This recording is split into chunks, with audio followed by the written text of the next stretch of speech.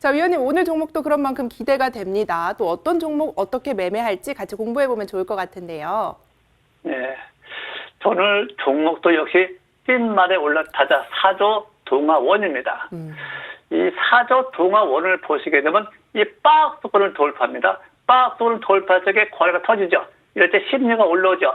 7박사가 잘 맞죠. 이럴 적에 추세가 전환되면 내일이 하나, 둘, 셋, 넷, 5일째입니다. 연속 5일째, 3일째, 5일째, 7일째, 9일째, 11일째 이게 다 병우점이거든요. 그래서 내일도 1,800원 이상서부터 쫓아가지는 않지만 5일째이기 때문에 1,800원 이상부터 2,000원까지 이 1,800원이라고 하는 경우는 저항대를 의미합니다. 저항대는 항상 매도권이다 이렇게 보시기 바라고 절대 쫓아가지 마시기 바라고 항상 1,800원이야 내일 올 적에만 매수가 가능하고 아침에 급등할 때는 항상 고점 매도 저점 매수가 좋아 보입니다. 네, 이 종목은 1,800원 내려와야만 가는 종목이다 이야기해 주셨으니까 참고하시기 바라겠습니다. 이렇게 나린의 정혜영 위원님과 오늘 시장 정리해봤습니다. 위원님 오늘 연결 고맙습니다. 네, 감사합니다. 네, 나린의 정혜영 위원님과 함께 시장 살펴봤습니다.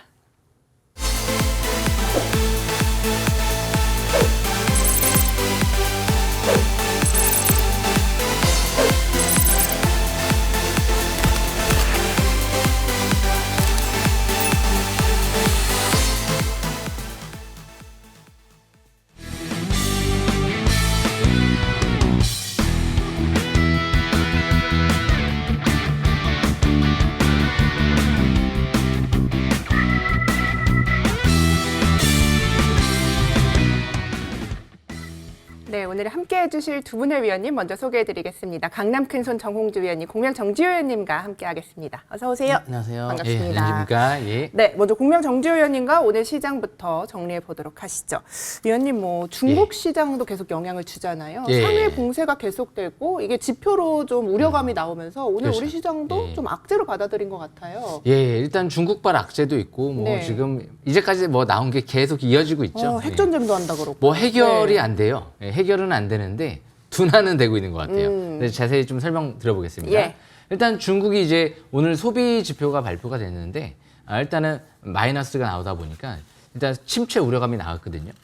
무엇보다 이제 중국 소비 침체 경기 불안감이 가장 크게 작용을 했다라고 보시면 될 것 같고요. 미국 긴축 이 부분은 뭐 올해 1월 달부터 해서 지속적으로 얘기가 나왔던 부분이고, 그리고 우크라이나 우려감 같은 경우도 이제 돈바스 대전이 지금 이제 얼마 후면 좀 펼쳐질 것 같은데, 그만큼 이제 우크라이나 전쟁 우려감도 좀 현재 진행형이죠.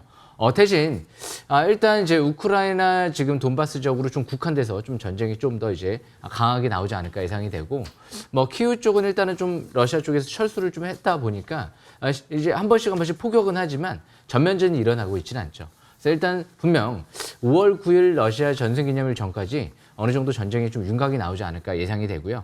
무엇보다 이제 이 미국 긴축 우려감 이 부분은 이제 5월 달에 금리 인상하게 되면 이제 뭐 크게 우려할 필요는 없지 않을까 생각을 해보고요. 무엇보다 중국이 지금 상해 봉쇄가 20일쯤 되면은 좀 전면적으로 봉쇄가 좀 많이 해제가 되지 않을까 이런 얘기가 로이터 통신에서 나오고 있거든요. 그만큼 일단 지금 중국발 악재가 나오고 나서 중국 측의 큰 뭐 하락 움직임은 나타나지 않고 20일 날 이제 지준율 인하 이후에 금리 인하 기대감까지 있기 때문에 아마 20일쯤에 시장에서 조금 더 안정을 찾지 않을까 그렇게 예상은 됩니다. 그래서 일단 지금 중국이 이제 적극적인 부양 정책을 펼치고 있기 때문에 이러한 악재들을 상쇄할 수도 있지 않을까 생각을 해보고요.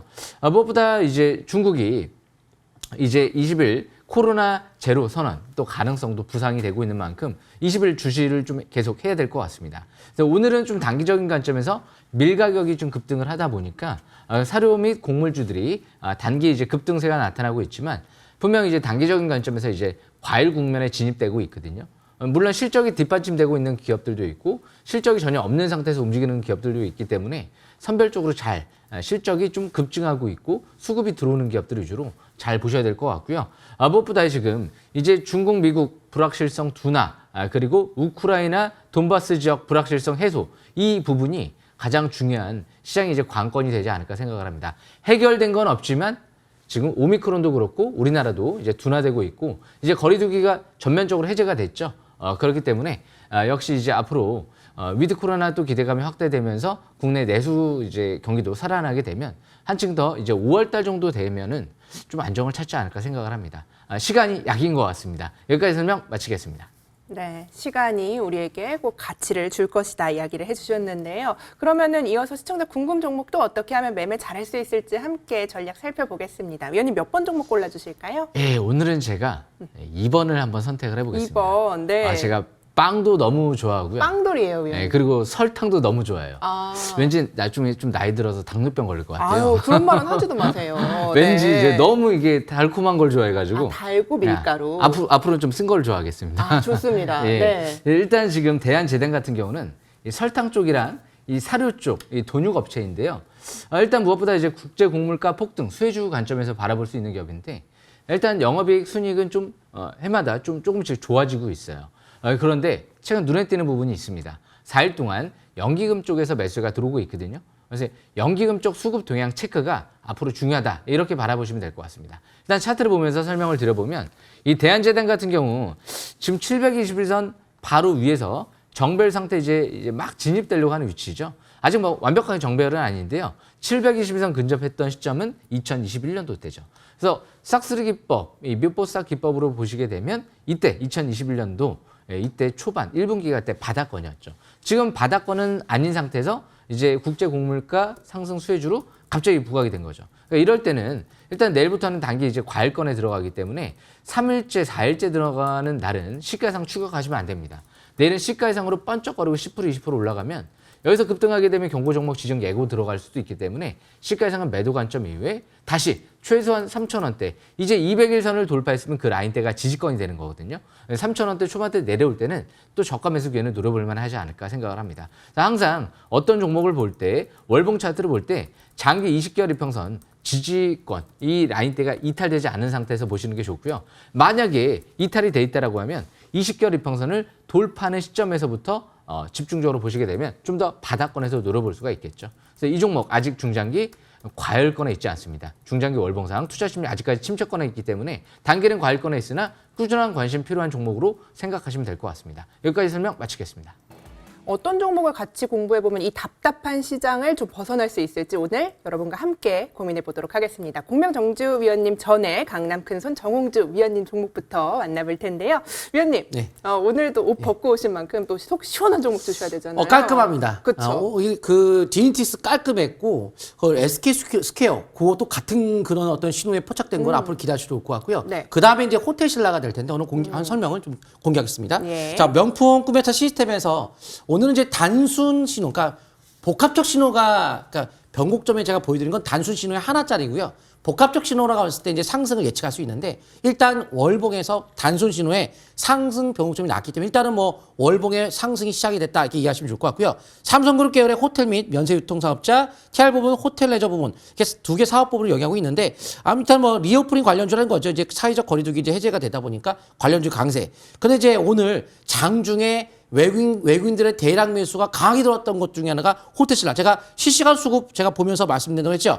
바로 호텔신라가 오늘 수급에서는 최고로 좋았던 종목이라 보시면 좋을 것 같고요. 매수 대상으로 볼만한 종목들 중에서는요. 여행자 급증이 이루어짐에 따라 면세점, 당연히 호텔신라, 호텔 레저에 대한 실적 증가가 이어질 수밖에 없기 때문에 강세 배경이 될 것 같습니다. 한번 차트 통해 보도록 하겠습니다. 제가 실시간 수급이라고 한다면 이제 우리가 일반적으로 HTS에 나오는 이런 수급들은 우리가 실시간 수급이 아니에요. 이거는 중간에 1시간, 2시간, 뭐 3시간 중간에 업데이트되는 자료일 뿐이고 1초, 2초, 3초 이렇게 실시간 바뀌는 건 실시간인 건데 이제 특별한 자료를 보면서 장중 봤는데 야 굉장히 강했어요. 종가상 조금 줄어들었지만 일단 그런 수급이 장중에 강해졌다는 점 그리고 대응봉을 이제 돌파를 하면서 20개 돌파에 월봉 찍었으니까 이제 방향은 완전 나온 것 같아요. 50건에서 이제부터는 일봉에서 골든 크로스에 대한 골든 반락이 나왔기 때문에 지금은 적극적인 매수 관점 접근해서 최소한 20선 잡고 계속 이어가시면 좋을 것 같습니다. 네, 오늘은 어떤 종목 준비해 주셨을까요? 위원님, 어떤 예. 종목 공부해 볼까요, 우리? 혹시 해산물 좋아하시나요? 엄청 좋아해요. 예. 사주 시푸드를 설명드려보겠습니다. 네. 예, 저도 좀 해산물도 좋아하는데. 고기 좋아하시잖아요. 위원님. 고기도 좋아하고 저는 다 네. 좋아합니다. 웬만해선 다 좋아하는데 네. 이 사주 시푸드 같은 경우는 무엇보다 이제 실적이 좀 좋아지고 있는 종목 중에 하나인데 눈에 띄는 수급이 들어왔어요. 연기금 쪽에서 매수가 들어왔고 최근 들어 1월 달부터 해서 지금까지 꾸준하게 주부 세력들의 매집이 들어왔거든요. 이제 차트를 보면서 설명 들어보겠습니다. 무엇보다 사주 시푸드 같은 경우 수급 동향을 보시게 되면 지금 사주 오양이 최대주죠. 1월 달 때부터 수급을 쭉 볼게요. 쭉 5천 원대에서부터 해서 거의 2월 달, 3월 달, 4월 달 6,600원대까지 계속 매수가 들어오죠. 이렇게 수급이 들어온 기업들은요. 이미 5,000원대, 6,000원대 이상으로 올라갈 걸 생각하고 그냥 계속 매집을 한 거예요.